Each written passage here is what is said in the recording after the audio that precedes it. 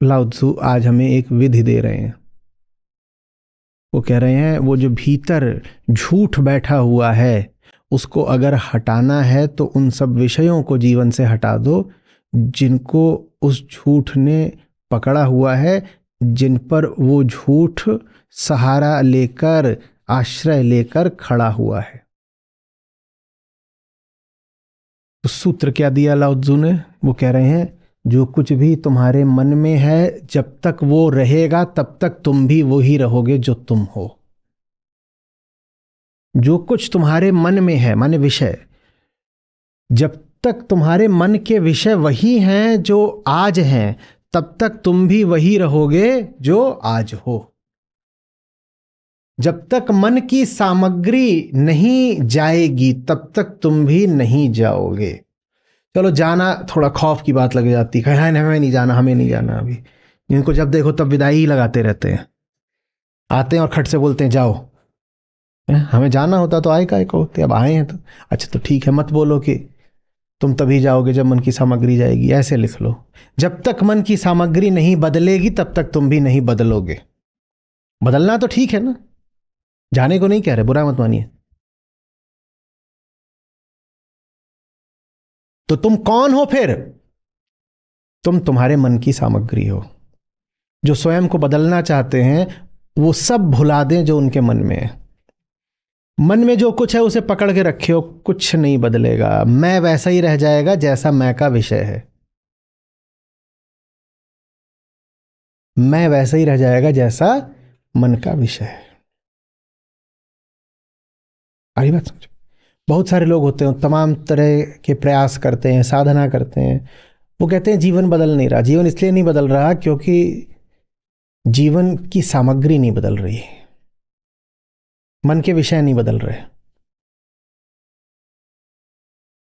आप अगर उन्हीं बातों को महत्व दे रहे हो जिनको हमेशा से दिया तो आप वही रह गए जो हमेशा से हो। आपको वही सब याद है, उन्हीं स्मृतियों को पकड़ कर बैठे हो जो स्मृतियां आप 5 साल से पकड़े हुए हो, तो आप बिल्कुल वही रह जाओगे जो आपको रहना है। कितने लोग वही रह जाना चाहते हैं जो वो आज हैं? कितने लोगों को लगता है कि बदलना और बेहतर होना जरूरी है? हाथ उठा दो ईमानदारी से। जिन्हें बदलना और बेहतर होना हो वो अपनी स्मृतियां भुलाएं। और याद रखना, स्मृति कोई पत्थर पर खिंची लकीर नहीं होती कि अब हम कैसे इसको हटाएं। मन में स्मृति प्रयास से बांधी जाती है। वो प्रयास हटा दो, स्मृति हट जाती है। हम बहुत बार पूछ चुके हैं आपसे, क्या आपको सब कुछ याद रहता है? आपको बस वही याद रहता है जो याद रखने का आप या तो प्रयास करते हैं चैतन्य रूप से, या जिसके याद रखने में आपका स्वार्थ है अचेतन। कुछ भी यूं ही याद नहीं रह जाता। याद अगर कुछ है तो उसके पीछे अहम का कोई कारण है। जो कुछ भी आपको याद है वही आपको वो बनाए हुए है जो आप आज हो। इसमें बीच में सूत्र छूट तो नहीं गया ना कि याद माने विषय। याद माने विषय। कोई चीज आपके घर में होने से विषय नहीं हो जाती। कोई चीज विषय तब बनती है आपका जब वो आपके मन में हो। घर में होने से कुछ विषय नहीं हो जाता। और मन में है माने स्मृति।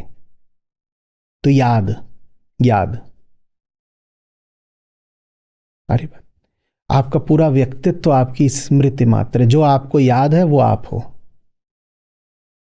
जो आप याद रखे हुए हो आप वही हो। अब याद का अभी हमने वो पक्ष लिया जो थोड़ा जड़ है।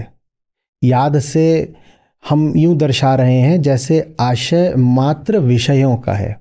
याद हमें बस विषय नहीं होते, हमें विषयों के बारे में भी बहुत कुछ याद होता है। एक तो ये है कि ये मेरे पास है, ये मुझे याद है। एक तो ये कि ये मेरे पास है, ये मुझे याद है। दूसरा, मुझे ये भी याद है कितने रुपए का था, किसने दिया था, कब दिया था, कितनी बार गिरा, इस तरह के और कितने मग पूरे भारतवर्ष में पाए जाते हैं। ये जो हरा रंग है ये किस राजनीतिक पार्टी के झंडे का रंग है। मात्र विषय नहीं याद होता, हमें विषयों संबंधित बहुत कुछ याद होता है, उसे ज्ञान बोलते हैं। ज्ञान, साधारण ज्ञान।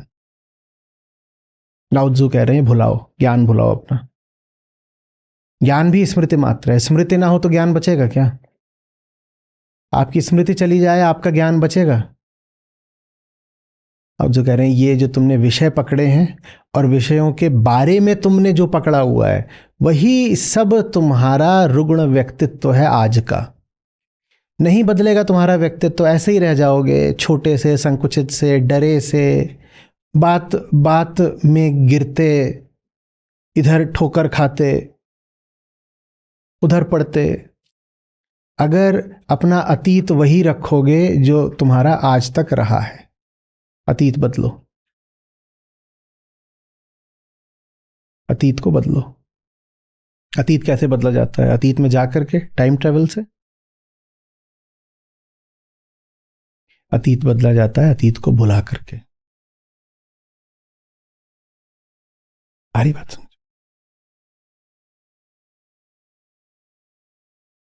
ऋषि वो भूलने में आपकी मदद करता है जो आप अपना ज्ञान समझते हो, और ऋषि वो भुलाने में आपकी मदद करता है जिसको आप अपनी कामना कहते हो।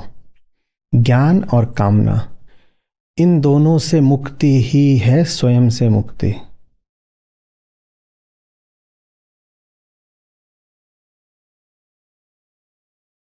ज्ञान और कामना। ज्ञान माने जो है, कामना माने जो चाहिए। मैं का कोई अपना निजी पृथक स्वतंत्र अस्तित्व नहीं होता। जो आपकी स्मृति है, ज्ञान है और कामना है, वही मैं है। जिसको अपने मैं से मुक्ति चाहिए, वो अपनी स्मृति को, ज्ञान को, कामना को खारिज कर दे। ऋषि मदद कैसे करता है भुलाने में? ये दिखा करके कि ये सब कुछ जो तुमने पकड़ रखा है, किसी बहुत भद्दे मतलब से पकड़ रखा है। ये सब कुछ तुमने इसलिए नहीं पकड़ रखा कि इसमें तुम्हारा हित है। ये सब कुछ तुमने इसलिए पकड़ रखा है ताकि तुम्हारा झूठ कायम रहे। ये सब कुछ तुमने जो पकड़ रखा है, एक बीमारी की तरह पकड़ रखा है। छोड़ दो इसको।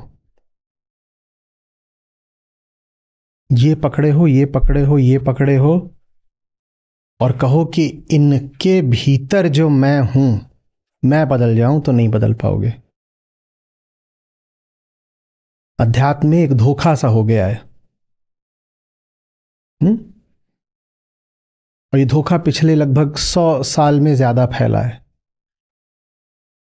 क्या धोखा? कि तुम्हारी जो बाहर की स्थितियां हैं वो वैसी ही रही आए जैसी हैं, तुम बस भीतर से बदल जाओ। जिन्होंने ये कहा उन्होंने कभी लाओ त्जू को समझा होता तो ऐसा कभी नहीं कहते।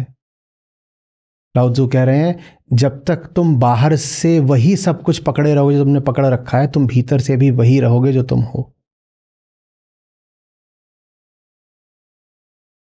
ये सांत्वना हटाइए, बिल्कुल बहाने की झूठी बात है ये, कि मैं बाहर से वही सारे काम कर रहा हूं जो साल भर पहले, 2 साल पहले करता था, पर भीतर से मेरे एक आध्यात्मिक क्रांति हो गई है और भीतर में एकदम बदल गया हूं। ये नहीं होता। झूठ, एकदम झूठ।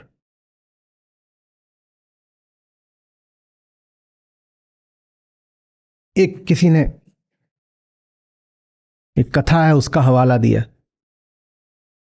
बोले कि एक एक लकड़हारा था,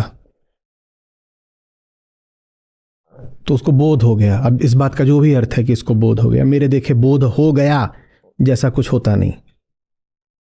बोध एक सफाई की प्रक्रिया है, एक अनलर्निंग की प्रक्रिया है, स्वयं को मिटाने की प्रक्रिया है जो जीवन की आखिरी सांस तक चलती है।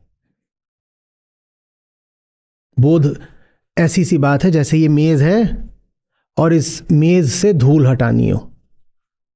एक बार बहुत अच्छे से साफ कर लूं, 2 बार बहुत अच्छे से साफ कर लूं, जिस दिन तक ये मेज है उस दिन तक धूल इस पे जमती ही रहेगी, रोज सफाई करनी पड़ेगी। इसी को अनलर्निंग कहते हैं, इसी को बोध कहते हैं। ये मेज क्या है? ये मेज देह है। जिस दिन तक देह है इस पर धूल जमेगी।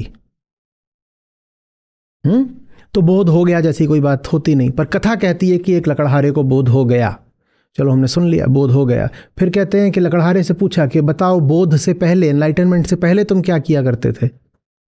तो लकड़हारा बोला, मैं सुबह उठता था, मैं अपने लिए थोड़ा खाना बनाता था,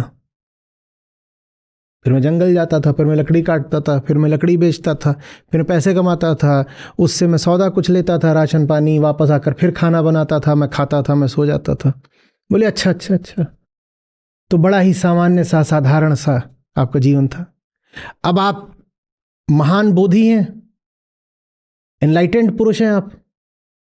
अब आप क्या करते हैं दिन भर बोध के बाद? तो बोले मैं सुबह उठता हूं, मैं खाना बनाता हूं, मैं खाना खाता हूं, मैं कुल्हाड़ी उठाता हूं, मैं जंगल जाता हूं, मैं पेड़ काटता हूं, मैं लकड़ी बेचता हूं, उससे पैसे मिलते हैं, उस पैसे से मैं कुछ सौदा खरीदता हूं, उससे मैं राशन खरीदता हूं, उससे मैं वापस आता हूं, मैं खाना बनाता हूं, मैं खाना खाता हूं, मैं सो जाता हूं।